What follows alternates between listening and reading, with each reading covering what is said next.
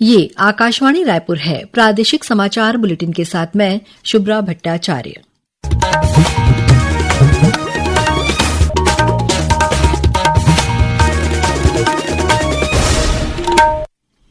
और अब पेश है आज के मुख्य समाचार। बिहार विधानसभा चुनाव में राष्ट्रीय जनतांत्रिक गठबंधन ऐतिहासिक जीत की ओर। मुख्यमंत्री ने इसे लोकतंत्र और सुशासन की जीत बताया। भगवान बिरसा मुंडा की 150वीं जयंती कल प्रदेश में जनजातीय गौरव दिवस के रूप में मनाई जाएगी।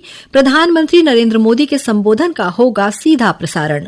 राज्य में कल से शुरू होगी समर्थन मूल्य पर धान खरीदी। और राज्य मंत्रिमंडल ने दीनदयाल अटल आवास अटल विहार योजना और मुख्यमंत्री आवास योजना के नियमों में छूट प्रदान की। अब समाचार विस्तार से। बिहार में विधानसभा चुनाव में राष्ट्रीय जनतांत्रिक गठबंधन एनडीए जीत की ओर अग्रसर है। अब तक प्राप्त रुझानों और परिणामों के अनुसार एनडीए को 204 सीटों पर बढ़त प्राप्त है। इनमें भारतीय जनता पार्टी 92, जनता दल यूनाइटेड 84, लोक जनशक्ति पार्टी रामविलास 19, हम 5 और आरएलएम 4 सीट पर बढ़त बनाए हुए हैं।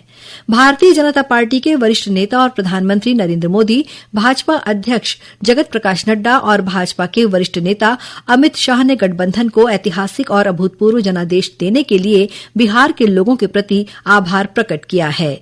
एक सोशल मीडिया पोस्ट में श्री मोदी ने इस जीत को सुशासन, विकास, सामाजिक न्याय और जन कल्याण की जीत बताया है।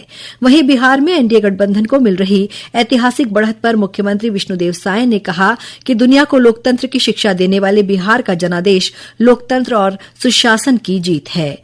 वहीं उप मुख्यमंत्री अरुण साव ने कहा कि बिहार के चुनाव नतीजे बहुत ही ऐतिहासिक है। उप मुख्यमंत्री विजय शर्मा ने कहा कि बिहार की जनता ने एक बार फिर विकास का साथ दिया है और सुशासन के साथ खड़े होने का फैसला लिया है। इसी तरह भाजपा के प्रदेश अध्यक्ष किरण सिंह देव ने बिहार विधानसभा चुनाव में भाजपा एनडीए की शानदार जीत को बिहार के सुशासन मॉडल के लिए ऐतिहासिक बताया।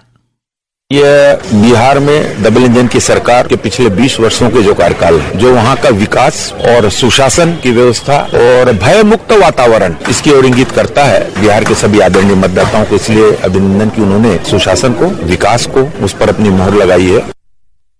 भाजपा के प्रमुख प्रवक्ता और सांसद संतोष पांडे ने कहा कि बिहार की जीत आम जनता का एनडीए को मिला आशीर्वाद है। ये बिहार की सुरक्षा के लिए, बिहार में शुचिता के लिए, बिहार के युवाओं की पीढ़ियों की भविष्य के निर्माण के लिए ये मैंडेट है। मैं ये कह सकता हूँ, आम जनता का ये मैंडेट, ये आशीर्वाद माननीय नरेंद्र मोदी जी के ऊपर विश्वास है। वहीं भाजपा के प्रदेश संगठन महामंत्री पवन साय ने इस जीत को बिहार की जनता की आकांक्षाओं की जीत बताया। भगवान बिरसा मुंडा की 150वीं जयंती कल प्रदेश के सभी जिलों में जनजातीय गौरव दिवस के रूप में मनाई जाएगी। जिला मुख्यालयों में आयोजित होने वाले जनजातीय गौरव दिवस कार्यक्रम में मुख्यमंत्री, मंत्री, सांसद और विधायक मुख्य अतिथि के रूप में मौजूद रहेंगे।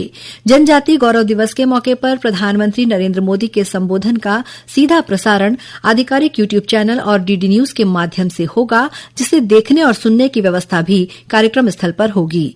कार्यक्रम के दौरान मुख्यमंत्री विष्णुदेव साय के संदेश पत्र का वाचन होगा। इसके अलावा कार्यक्रम में पीएम जनमन, आदि कर्मयोगी, धरती आबा जैसी योजनाओं पर आधारित लघु फिल्में भी प्रदर्शित की जाएंगी। मुख्यमंत्री विष्णुदेव साय जगदलपुर में आयोजित कार्यक्रम में शामिल होंगे। वहीं दुर्ग में उप मुख्यमंत्री विजय शर्मा, बिलासपुर में उप मुख्यमंत्री अरुण साव, रायपुर में केंद्रीय राज्य मंत्री तोखन साहू और राजनांदगांव में विधानसभा अध्यक्ष डॉ रमन सिंह कार्यक्रम में मुख्य अतिथि के रूप में मौजूद रहेंगे।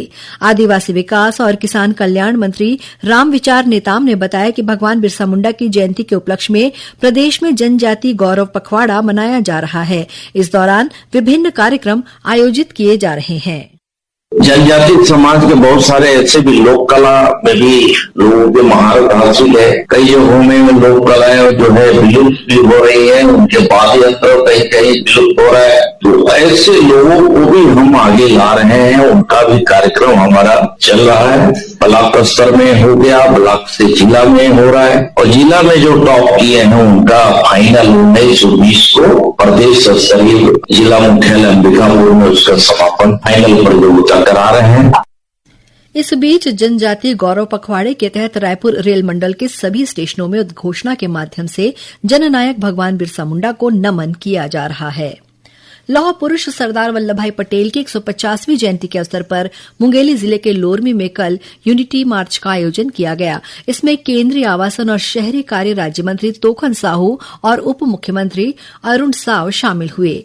वहीं रायपुर में भी आज यूनिटी मार्च का आयोजन किया गया। कार्यक्रम में लोगों को आत्मनिर्भर भारत संकल्प के साथ नशा मुक्ति की शपथ भी दिलाई गई। लोक निर्माण के सचिव डॉक्टर कमलप्रीत सिंह ने समय सीमा में काम पूरा नहीं करने वाले ठेकेदारों पर पेनाल्टी लगाने और नोटिस जारी करने के निर्देश दिए हैं। साथ ही उन्होंने सड़क मरम्मत के सभी कार्यों को अगले महीने तक पूरा करने को कहा है। प्रादेशिक समाचार आप आकाशवाणी रायपुर से सुन रहे हैं और अब आगे बढ़ते हैं बाकी के समाचारों की ओर। प्रदेश में कल से किसानों से समर्थन मूल्य पर धान खरीदी शुरू होगी। इसके लिए सभी केंद्रों में तैयारियां पूरी कर ली गई हैं। मुख्यमंत्री विष्णुदेव साय ने अधिकारियों को स्पष्ट निर्देश दिए हैं कि किसानों को धान बेचने में किसी भी तरह की परेशानी न हो, इसका विशेष रूप से ध्यान रखा जाए। उन्होंने खरीदी केंद्रों में किसानों की सुविधा के लिए सभी आवश्यक व्यवस्थाएं सुनिश्चित करने के निर्देश भी दिए हैं। धान खरीदी के लिए 2739 उपार्जन केंद्र बनाए गए हैं। वहीं राज्य में धान के अवैध परिवहन को रोकने के लिए अन्य राज्यों की सीमा पर चेक पोस्ट स्थापित किए गए हैं।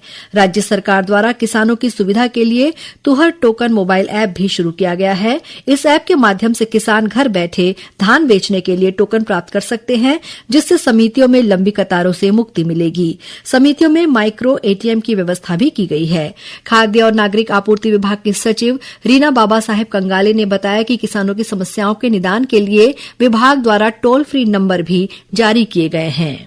सरकार प्रतिबद्ध है कि जो उत्पादित धान है उसका एक एक दाना वो खरीदेगी और कहीं पर भी किसी भी प्रकार की चुनौती यदि आती है तो हमारा जो हेल्पलाइन नंबर है 1800-233-1030 और 1363, ये 2 नंबर हमारे हैं। एग्रीस्टैक पंजीयन के लिए 1800-233-1030 और धान खरीदी के लिए जो हमारा टोल फ्री नंबर है वो है 1800-233-3663। इस पे आप तत्काल संपर्क करें, आपकी समस्याओं का निदान होगा। सरकार आपके साथ खड़ी है।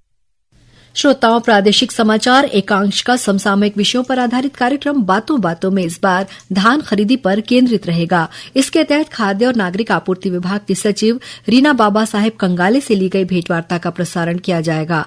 इस भेंटवार्ता का प्रसारण कल 15 नवंबर को एफएम और प्राइमरी चैनल पर सुबह 9 बजे से किया जाएगा। इसे छत्तीसगढ़ स्थित आकाशवाणी के सभी केंद्र रिले करेंगे। मुख्यमंत्री विष्णुदेव साय की अध्यक्षता में आज रायपुर में कैबिनेट की बैठक हुई, जिसमें कई निर्णय लिए गए। मंत्रिमंडल ने इस बार भी प्रधानमंत्री अन्नदाता आय संरक्षण अभियान के तहत किसानों से समर्थन मूल्य पर खरीफ और रबी मौसम में दलहन और तिलहन की खरीदी करने का निर्णय लिया है। इन फसलों में अरहर, मूंग, उड़द, मूंगफली, सोयाबीन, चना, सरसों और मसूर शामिल हैं। बैठक में लिए गए फैसलों की जानकारी देते हुए उप मुख्यमंत्री अरुण साव ने बताया कि कैबिनेट ने कल से शुरू होने वाले धान खरीदी अभियान के तहत विपणन संघ को शासकीय प्रत्याभूति की अतिरिक्त राशि के रूप में 11,200 करोड़ रुपए प्रदान करने का निर्णय लिया है।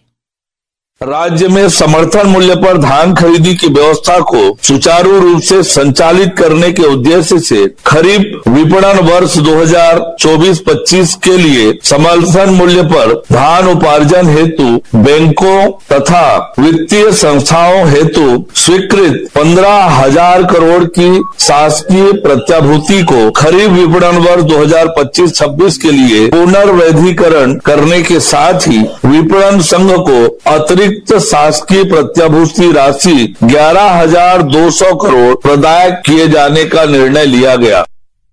मंत्रिपरिषद ने दीनदयाल आवास योजना, अटल आवास योजना, अटल विहार योजना और मुख्यमंत्री आवास योजना के नियमों में छूट प्रदान की है। इसके तहत 3 बार विज्ञापन देने के बाद इन भवनों को पात्र हितग्राहियों के अलावा किसी भी आय वर्ग के हितग्राहियों को बेचा जा सकता है, लेकिन ऐसे हितग्राहियों को शासन द्वारा दी जाने वाली अनुदान की पात्रता नहीं होगी।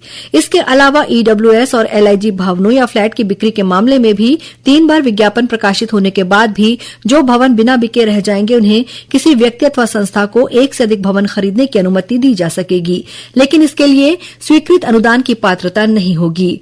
श्री साव ने बताया कि सरकार ने नवा रायपुर के शहीद वीर नारायण सिंह अंतर्राष्ट्रीय क्रिकेट स्टेडियम को छत्तीसगढ़ राज्य क्रिकेट संघ को अनुबंध के अनुसार लीज पर देने का भी फैसला लिया है। और अब कुछ समाचार संक्षेप में।